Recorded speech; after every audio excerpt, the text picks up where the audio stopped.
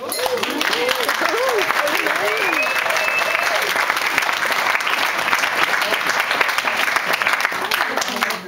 first of all, obviously I'd like to thank Kevin for his kind words on my behalf and the bridesmaids' behalf as well, please. And everyone else, obviously I'm sure he's some really nice kind words there. I'd also like to comment on the fact how fantastic Deb and the bridesmaids look today. I'm sure you're all there, yeah.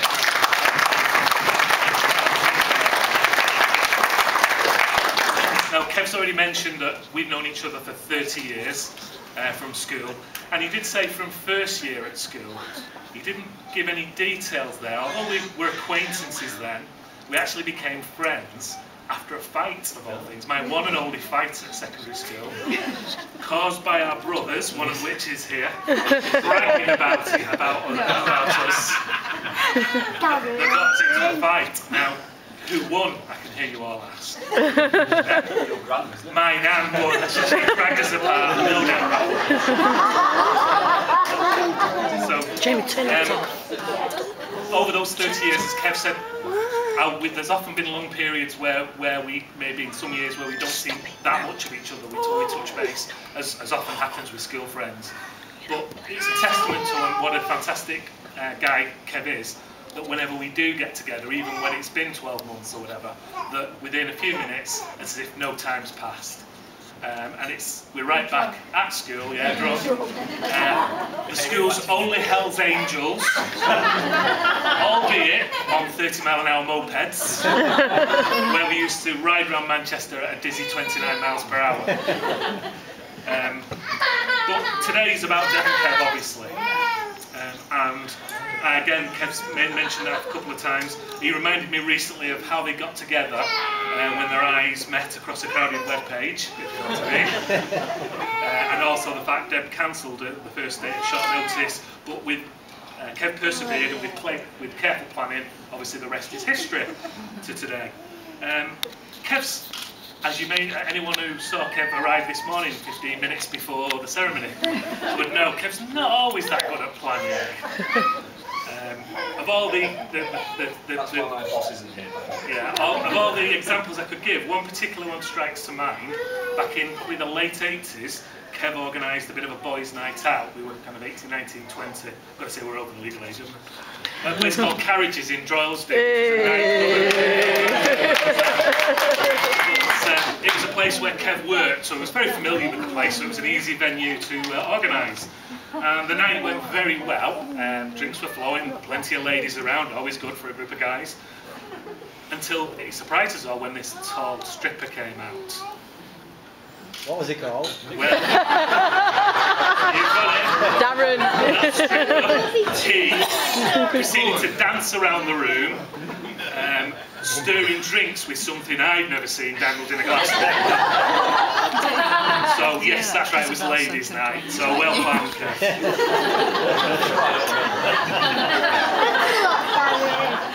Obviously today, I mean, the guys that have come, Robin and Kev, look amazing in the uniforms today.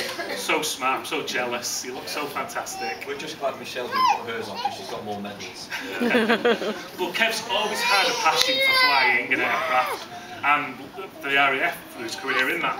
And in fact, using flying and that area and those metaphors has always been a good way to explain anything to Kev that you really wanted to get through to him. So, as he and Deb take off on this journey together, and knowing that planning isn't Kev's best skill always, I wanted to use today to give him some tips on marriage in general, and also maybe especially some tips for any, shall we say flying that might happen later on tonight. So I want to make Kevin feel at home. Yeah, it's really important. If we're going to get this through to him, with your help, we want to make him feel comfortable. So if you could just bear with me a moment, please. Go on, Jonathan! You're going to start steering.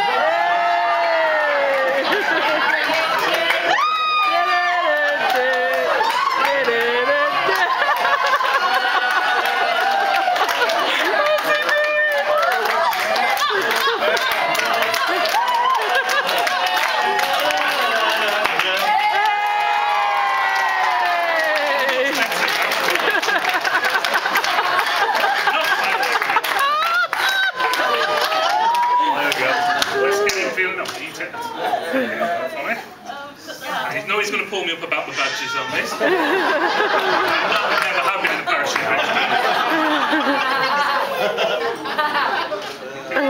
Thank you very much.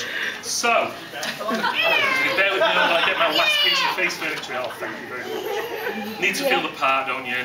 I mean...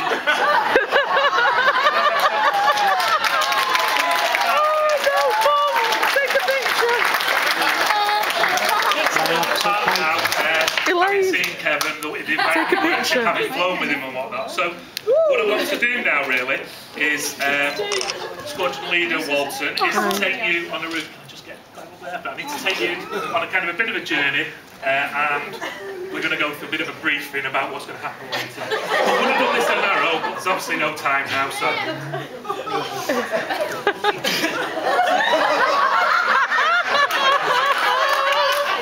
Ladies and gentlemen, we're going to talk today about Operation Consummate. So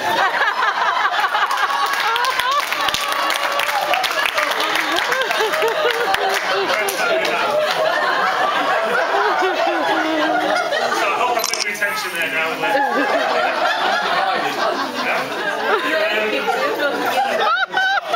We've all got to remember, and Kevin especially, ladies are very much like Kevin.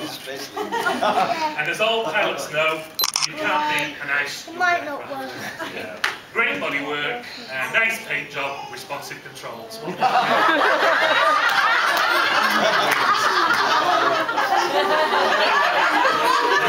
Now, personally, I've had 22 years of experience with the same model aircraft. Advice-wise, as the aircraft ages, they do start to suffer from, shall we say, wear and tear. You're getting The airframe takes a hammering. You won't even start on the undercarriage.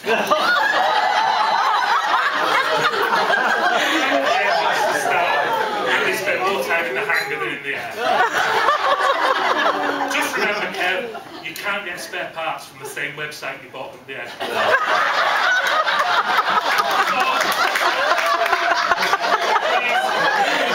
Keep the aerobatics to a minimum, and gentle on the rudder.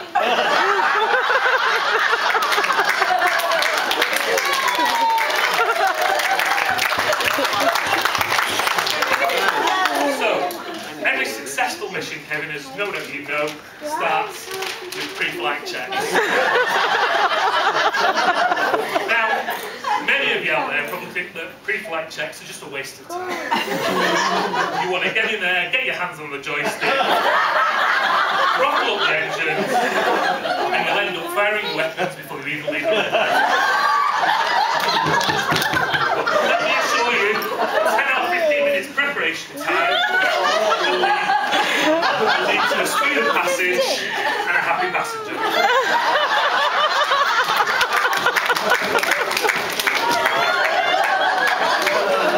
Well, at this rate, don't take on too much fuel.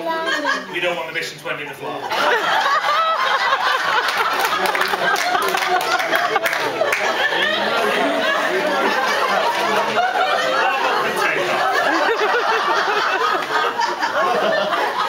Actually, before we probably go into this in more detail, I should say, Kevin, if you are going to attempt to fly high, make sure the area around the cockpit is tight.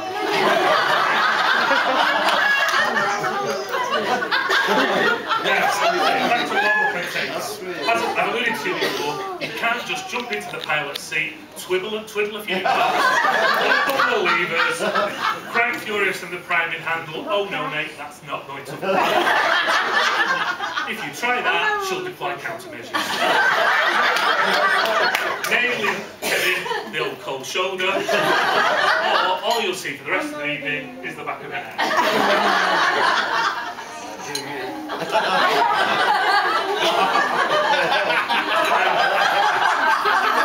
Women, as most gentlemen know, need to be coaxed off the ground by gently easing on the throttles, driving slowly down the runway, and most importantly, Kevin, always wait for a clearance from the tower before you take off.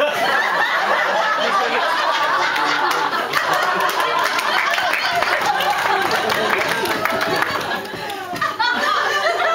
quick word about aircrew. Kevin's used to dealing with fairly large aircraft, which would often have one pilot, one co-pilot, and a few observers. This should not be the case tonight.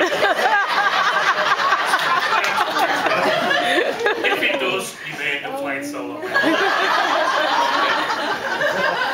If you follow my advice, Kevin, you should have a smooth flight. However, you may encounter some flak. If you attempt any manoeuvres that are outside the aircraft's design specifications, or any aerobatics, unless you've had a royal permission. Okay? Get that out of the way. Now, moving on to the final stage, payload delivery. Now, depending on how many drinks Kevin has had this evening, he may only achieve a single bombing.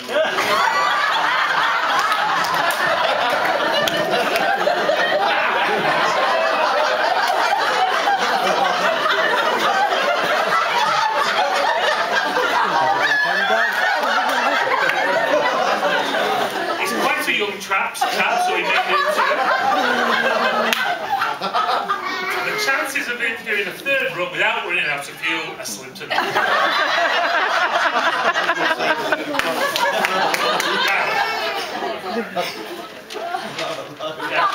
So finally, flights all our lives, and on every mission you have to be aware of health and safety. Now, on Kevin's behalf, with this main mission ahead of him, I've arranged a health and safety risk assessment. Kevin's been cleared for the mission with some precautions. Will you join me, please, Kevin?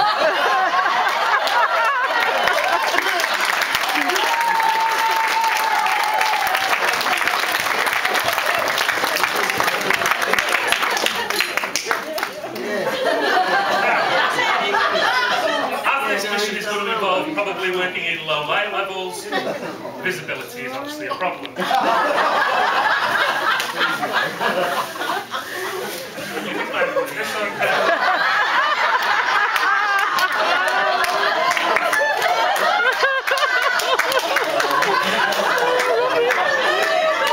I'm sure you'll all agree she'll now see him coming.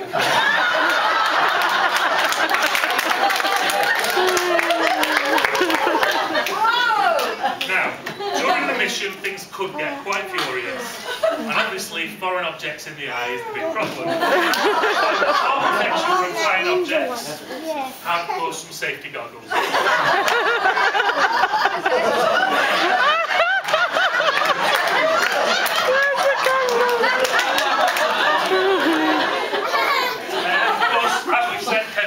Working in low light, so we want to do everything we can to just help him.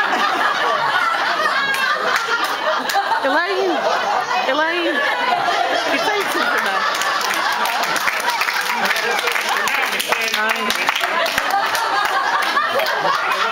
The mission behind enemy lines, and I would also like to say what a catch he is.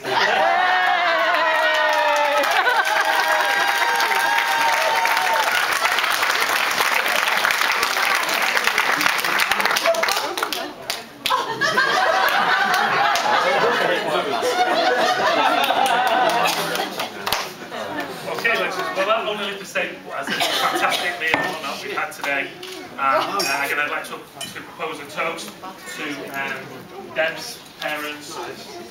So if we could all toast, if you could all stand in please, and toast to Derek and Nora, thank you. Derek and Nora.